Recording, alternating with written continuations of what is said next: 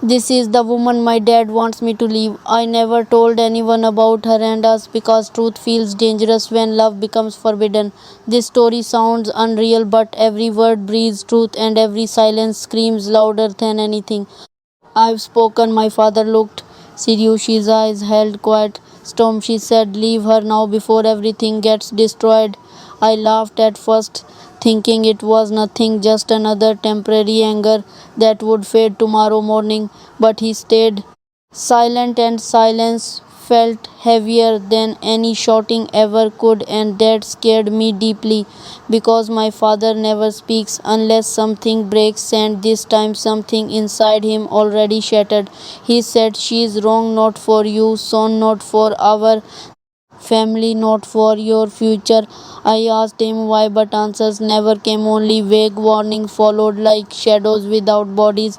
He said, trust me, I know better always. You'll regret this decision if you choose her today. And that moment, something inside me shifted because love doesn't listen to fear dressed as wisdom. I met her random lion an ordinary evening. Nothing felt special then until everything slowly changed. Her smile wasn't perfect, but it felt like home. Her voice wasn't loud, at it echoed within me. We talked for hours about nothing and everything, and somehow those conversations became reasons to live. I didn't plan this. Love was never scheduled, it just arrived quietly and refused to ever leave. She understood my silence better than my own words, and that kind of connection doesn't happen twice easily. But my father insists that I walk away now, as if hearts are switches that can turn off instantly. He doesn't see her the way I truly do. He sees problems ahead while I see my future, and maybe he's right, maybe I'm just blinded. But love always feels like jumping without certainty. He said people change, situations become complicated quickly, families carry hidden histories that destroy peaceful relationships. But I don't care, or maybe I do. I just refuse believing that love is always wrong, because when she laughs the world feels lighter, and when she is quiet I feel something missing. I started noticing things like how she listens carefully, how she remembers details no one else ever noticed. She once told me, you feel different somehow, not better, not worse, just real in a rare way. And that stayed with me longer than I expected, because being understood completely is a dangerous kind comfort. My father thinks differently. He believes love needs logic, compatibility, background stability, not just feelings and emotions. He said marriage isn't love, it's responsibility and patience and sometimes sacrifice becomes the only way things survive. But how do I explain that she already feels like every responsibility I'd gladly choose forever? I tried explaining calmly, but words felt insufficient, because how do you describe a feeling that has no language? He asked about her family, her background, her past, questions that felt like judgment rather than simple curiosity. And I noticed something. He wasn't asking truly, he was searching for reasons to reject her completely. That's when it hit me. This isn't about her, this is about expectations and everything I was supposed. Because sometimes parents decide what your life should become before you even understand what your heart truly wants, and breaking that expectation feels like betraying everything they've built their hopes on since you were just nothing. But is it betrayal to choose your own happiness, or is it courage that looks like disobedience? I stood there silent while he kept talking about risks, failures, consequences, things that might happen later. But love doesn't calculate, it doesn't wait permission, it just exists stubbornly even when everything opposes. He ended with this, leave her before regret her, stay and lose everything you currently have. That sentence still echoes inside my restless thoughts, because choices suddenly became too heavy to carry alone. And now every night I replay everything slowly, every word, every expression, every warning, every silence. I think about her, how she'd react hearing that she's unwanted already before even being understood.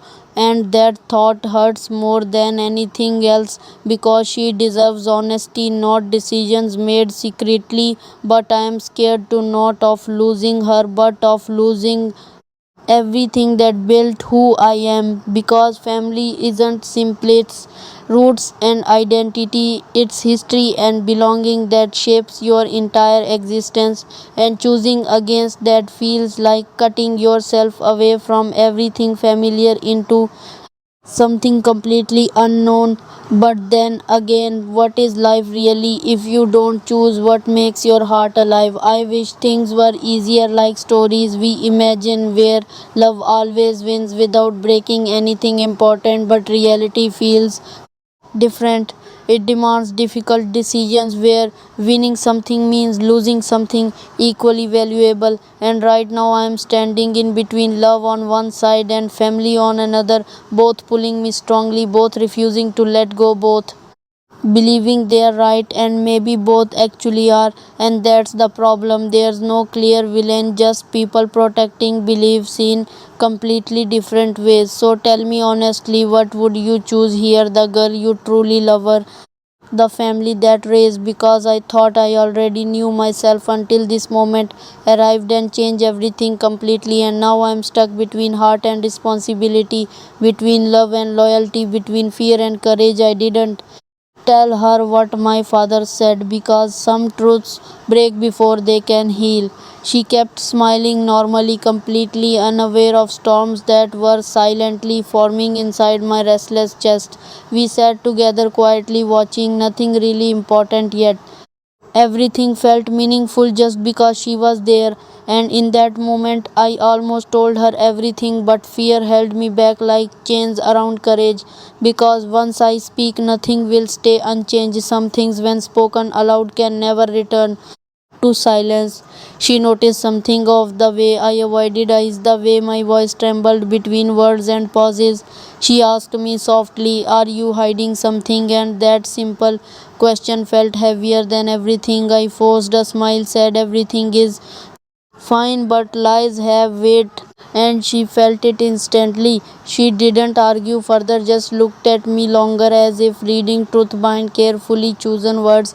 That look broke me more than any accusation because she trusted me fully, and I was failing silently. That night felt endless. Thoughts kept circling endlessly like a storm, refusing to ever calm down.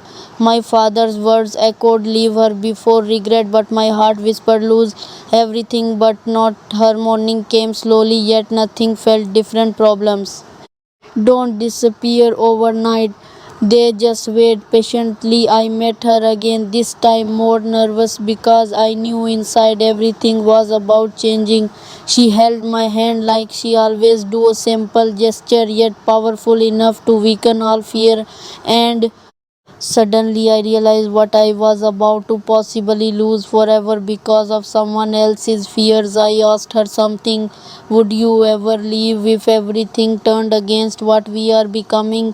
She smiled gently and said, "Never easily, but love isn't always stronger than circumstances." That answer scared me because it felt real, not dramatic, not exaggerated, just painfully honest truth.